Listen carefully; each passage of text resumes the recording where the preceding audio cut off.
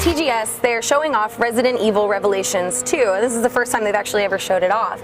It's the sequel to the original, which came out last year. It started out on 3DS, and then it was ported to PC and all sorts of consoles. So in the sequel, because we both got to play it, I'm curious is if you think it's pretty much along the lines of the Revelation series.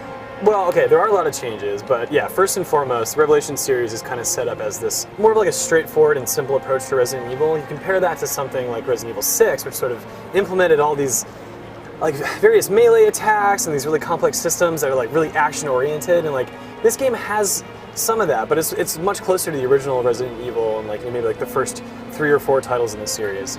We're going back to Claire Redfield, and we're joined by Moira Burton, who is the daughter of Barry Burton. He was the sort of like, I don't want to say the father figure, but he was kind of like the old veteran in the original Resident Evil game. You know, Claire is sort of like the professional, like she's been doing this for a long time, and these two wake up in this cell, like they were at a party and someone like abducted them. They wake up in this cell and they have no idea what's going on. There's people screaming, all this crazy shit happening. Claire's pretty cool and collected. She's like been through this sort of thing before.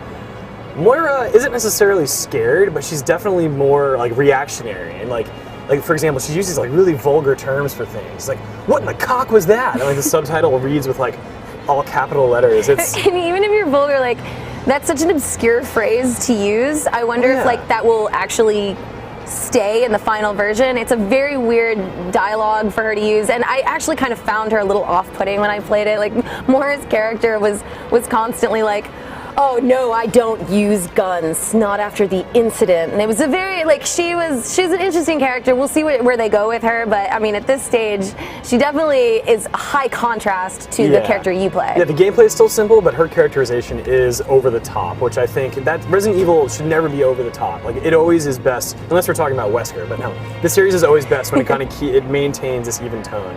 But one of the interesting things they're doing with the game is they're releasing it in an episodic format. The original Revelations had this sort of built-in episodic format, but it was released at once. And it was made that way because it's a portable game. You're only going to spend so much time playing it per day. So it was a really good way to kind of divvy up the game. This time they're distributing it chapter a week, I believe, and it's about 2.5 hours per chapter, which is a pretty interesting way to do it. They were saying that like this is a really good way to like give people cliffhangers and sort of get them, you know, like doing the whole water cooler chit-chat, like talking about like, oh, what do you think's going to happen next, you know? It's paid off for a few other developers, so we'll see like how the episodic format plays out. And something else I want to ask you about are those weird, creepy monsters in this one. They've done something kind of a little creepier with the vibe. You're kind of like stuck in this, kind of looks like a cell type place. Well, it's an island. It's like this weird facility. Yeah, and these large monsters are kind of coming out, but they're humanoid. Like they look like a version of a human. They are humans, so they're known as the Afflicted. And like, essentially, like this facility seems like it's a place where people are being somehow changed from standard people into these really violent, aggressive things known as the Afflicted. And talking to the director of the game, they're not zombies. It's not a virus that you can spread. So it's not like one of them gets it and then like they pass it on. It's some other thing. And I'm kind of wondering like how it works. You know, like there's this other mechanic where you wear like this wristband and it sort of displays the characters' fear levels. They hinted towards it a little bit, didn't they? Where they're saying, "Oh, well, we can see your fear level on it. It gets to a redder color based on your fear, and it seems like it's possible that has an impact on possibly how you become, but it hasn't been proven or said." Yeah, and I asked them for more details, and they really wouldn't get into it. An interesting note is I asked them, you know, Claire is back, Barry Burton's daughter is back. Were we going to see any other characters from the series make a return? And, you know, a little smile and a chuckle. They're like, oh, well, you know, we don't want to spoil anything. But yeah, you know, I think fans of the series will be pleased with what we're doing. So, yeah, I mean, there's a lot to look forward to. I think Moira is going to be a lot for people to kind of get over.